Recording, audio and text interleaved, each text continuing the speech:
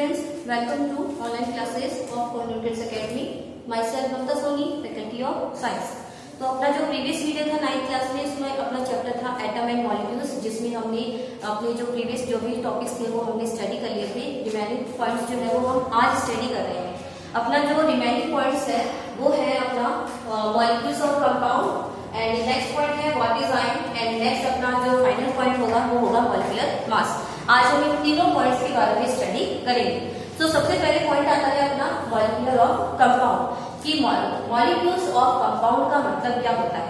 देखो आपने अपना एक लॉ पढ़ा था स्टार्टिंग में, अगर आपको थोड़ा सा रिमेनिंग हो, थोड़ा ध्यान हो कि वो उसमें हमने पढ़ा था कांस्टेंट लॉ ऑफ प्रोपोर्शन, यानी कि जिसके अंदर हम क्या करते हैं कि जो भी हमारे पास में कंपाउंड होता है, जो भी हमारे पास में मॉलिक्यूल होता है, उसका हम मास रेशियो निकालते हैं। जैसे मान लीजिए कि हमने H2O में किया था, तो H2O में हमने हाइड्रोजन ऑक्सीजन दोनों का मास राइट किया, उसका हमने सिंप्लीफिकेशन किया और उसके बाद में हमने बताया कि हाइड्रोजन और ऑक्सीजन का जो मास रेशियो होता है वाटर मॉलिक्यूल में वो होता है 1:8।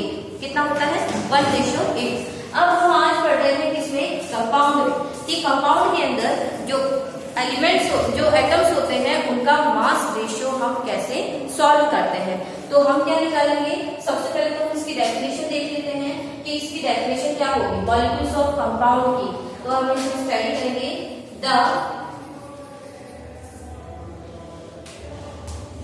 The mass ratio of atom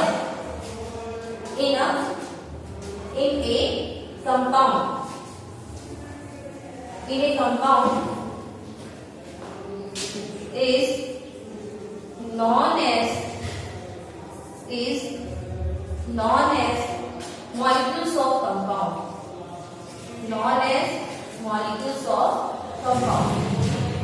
अब इसको एग्जाम्पल से कैसे अंडरस्टैंड करें हम? एग्जाम्पल से हम इसको ऐसे अंडरस्टैंड करेंगे कि हमारे पास में मान लीजिए जैसे मॉलिक्यूल है CO2। मॉलिक्यूल क्या है हमारे पास में? CO2 के मॉलिक्यूल में कितने एटम्स हैं? Carbon and oxygen. कार्बन जो होता है उसका मास कितना होता है? 12 है। कार्बन का मास कितना होता है? 12 है। ऑक्सीजन का मास कितना होता है? 16।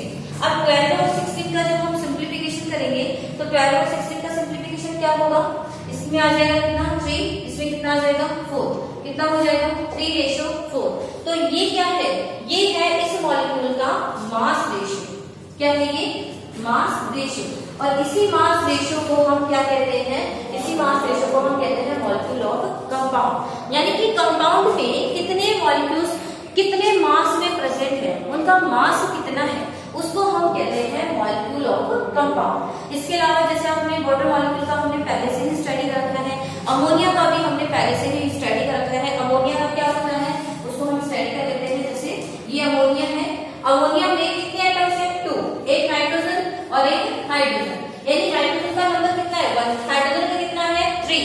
यानी कि हाइड्रोजन जो है उसका जो मास होगा उसको आपको 3 से क्या करना है? मल्टीप्लाई करना है। तो कितना हो जाएगा? इसका हो जाएगा 40। नाइट्रोजन का मास कितना होता है? 40। हाइड्रोजन के एक एटम का मास होता है 1 म्यू या 1 AMU। यहाँ पे 3 है तो कितना हो जाएगा? 3। सिंप्लीफिकेशन हो नहीं सकता, तो ये क्या कहलाएगा? ये कहलाएगा मास ऑफ दी या mass ratio of the ammonia. तो ये हो जाता है अपना कौन सा? ये अपना पॉइंट है मॉलिक्यूल ऑफ कंपाउंड, जिसमें आपको बताना होता है mass ratio of the atoms. Next point आता है हमसे व्हाट इज आयन। आयन क्या होते हैं उनके बारे में हम स्टडी करते हैं। आयन क्या है? आयन का मतलब होता है, आप ये मान के चले कि आयन का मीन्स क्या है? आयन का मतलब होता है या तो वो पॉजिटिव है या फिर वो क्या है? नेगेटिव।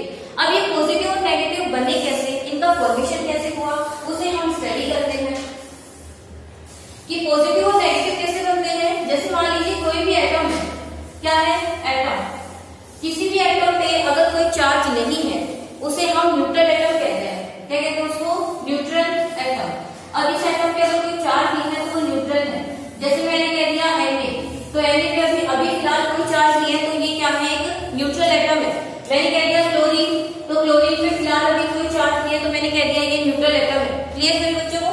अब आता है कि जो एटम होता है ये मतलब कि इलेक्ट्रॉन को या तो लॉस करता है या फिर गेन करता है। एटम इलेक्ट्रॉन या तो लॉस करेगा या फिर गेन करेगा। तो देखो एटम 2 टाइप्स के आयंस बनाता है। कितने आयंस, कितने टाइप्स के? 2। अगर मान लीजिए इलेक्ट्रॉन गेन कर रहा है एटम, क्या कर रहा है? Electron gain. तो गेन करने से एटम पे चार्ज कैसा आएगा? नेगेटिव चार्ज आएगा। कैसा चार्ज आएगा? नेगेटिव। जब भी कोई एटम इलेक्ट्रॉन को गेन करता है तो चार्ज कैसा आता है? नेगेटिव। अगर कोई एटम इलेक्ट्रॉन लॉस कर रहा है, क्या कर रहा है? इलेक्ट्रॉन लॉस, तो चार्ज कैसा आता है? पॉजिटिव। यानी कि लॉस का मतलब है उसके पास में कमी हो गई है, उसके पास में डेफिशिएंसी है। अगर कोई एटम, किसी एटम के पास में इलेक्ट्रॉन की अगर कमी है, वो इलेक्ट्रॉन डोनेट कर रहा है, तो डोनेट या लॉस करने की वजह से इलेक्ट्रॉन की कमी आएगी, उस कमी को हम प्लस चार्ज के द्वारा शो करेंगे। अगर कोई एटम इलेक्ट्रॉन गेन कर रहा है तो उसके पास में एफिशिएंसी हो जाएगी, उस एफिशिएंसी को हम नेगेटिव चार्ज के द्वारा शो करते हैं। तो अगर किसी एटम पे नेगेटिव चार्ज आता है, दैट इज कॉल्ड एनायन। क्या कहेंगे उसको? एनायन। अगर किसी एटम पे नेगेटिव चार्ज है, दैट इज कॉल्ड एनायन। और अगर किसी एटम पे पॉजिटिव चार्ज है, दैट इज कॉल्ड केटायन। क्या कहेंगे उसको? केटायन कहेंगे। अब what is anion and what is cation? The atom या the ion which is formed due to gain of electron is called anion. समझ में आ रहा है? क्योंकि एनायन किससे बना? इलेक्ट्रॉन के गेन करने से बना। किसने गेन किया? न्यूट्रल एटम ने गेन किया। तो आप क्या कहेंगे? What is the definition of anion? तो हम कहेंगे द एनायन की डेफिनेशन यहाँ पे ऐड कर देती हूँ। Anion, what is anion? The ion which is formed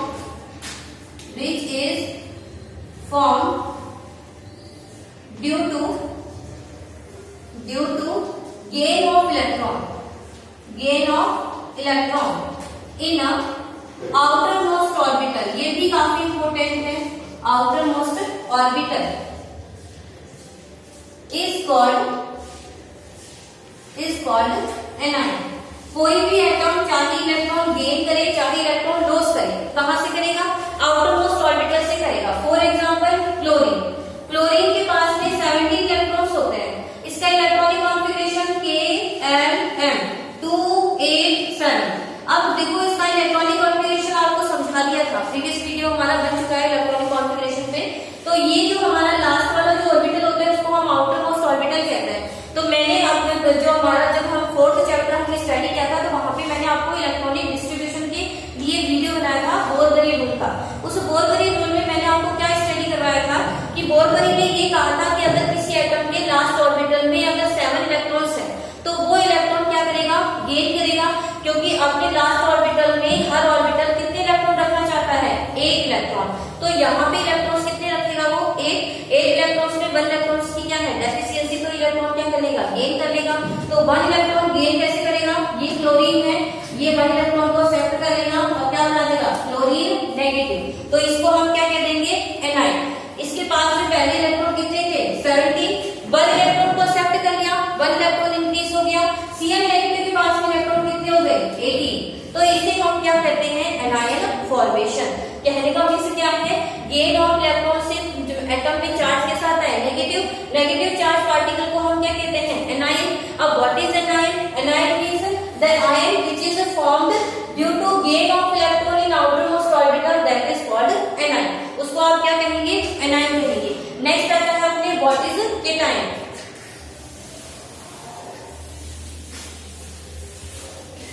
तो केटायन क्या होता है उसे स्टडी करते हैं। What is cation? केटायन का मतलब क्या है?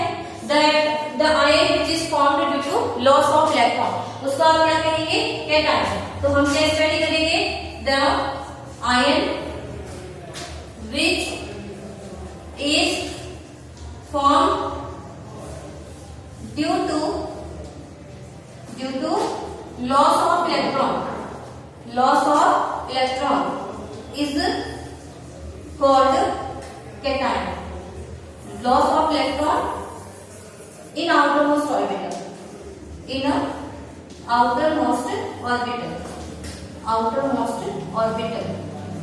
is called cation. अब देखो केटायन जो होता है उसमें चार्ज कैसा होता है? पॉजिटिव। यानी कि केटायन जो होते हैं वो क्या होते हैं? पॉजिटिव चार्ज पार्टिकल होते हैं। जैसे मान लीजिए सोडियम है हमारे पास में, सोडियम के पास में 11। अब देखो कि सोडियम का जब आप इलेक्ट्रॉनिक कॉन्फ़िगरेशन राइट करते हो तो क्या होता है, इसका इलेक्ट्रॉनिक कॉन्फ़िगरेशन Kln281, लास्ट में कितना 1 इलेक्ट्रॉन। देखो बोरबरी ने रूल ये दिया था, अगर लास्ट ऑर्बिटल में इलेक्ट्रॉन है 1 2 3 4 तब तो इलेक्ट्रॉन क्या होंगे, लॉस, और एटम जो है वो क्या बनाएगा, कैटायन बनाएगा। ये आपको प्रीवियस वीडियो में मतलब स्टडी करवा दिया गया है। सेकंड रूल बोरबरी ने ये दिया था कि अगर लास्ट ऑर्बिटल में 4 से ज्यादा इलेक्ट्रॉन है, 5 है 6 है 7 है 8 है, तो एटम अपने लास्ट ऑर्बिटल में 8 इलेक्ट्रॉन को कंप्लीट करने के लिए इलेक्ट्रॉन को एक्सेप्ट करता है। तो यहाँ पे अभी 1 इलेक्ट्रॉन है, तो according to first rule of Bohr Bury ये क्या करेगा, अपना इलेक्ट्रॉन लॉस कर देगा। तो अब जब इलेक्ट्रॉन लॉस कर देगा तो जितना इलेक्ट्रॉन लॉस करेगा उतना इसमें प्लस चार्ज आएगा। तो सोडियम 1 इलेक्ट्रॉन लॉस करेगा तो क्या बनाएगा, ये है सोडियम। सोडियम के हम क्या देंगे, हम इसको एनर्जी देंगे, क्योंकि इलेक्ट्रॉन जो होता है, कोई भी इलेक्ट्रॉन होता है उसके ऊपर अट्रैक्शन फोर्स वर्क करता है ऑफ न्यूक्लियस। एटम जो होता है वो कहाँ होता है, ऑर्बिटल में, सेंटर में कौन होता है, न्यूक्लियस। एटम के ऊपर न्यूक्लियस का अट्रैक्शन फोर्स होता है, वो जल्दी से उसको रिमूव नहीं करता, हमें एटम को एनर्जी देनी पड़ेगी इलेक्ट्रॉन को रिमूव करवाने के लिए। तो यहाँ पे जब हम उसको एनर्जी देंगे सोडियम को, तो यहाँ से क्या कर देगा, ये 1 इलेक्ट्रॉन को लॉस कर देगा, क्या बना देगा, Na+। तो अब ये हमने पढ़ा था what is ion. What is ion का मतलब क्या है कि due to loss and gain of electron positive and negative charge particles are formed, that is called ion. उसको आप क्या कहेंगे, आयन कहेंगे। अब नेक्स्ट पॉइंट आ जाता है अपना मॉलिक्यूलर मास। मॉलिक्यूलर मास क्या है उसे हम स्टडी कर लेते हैं।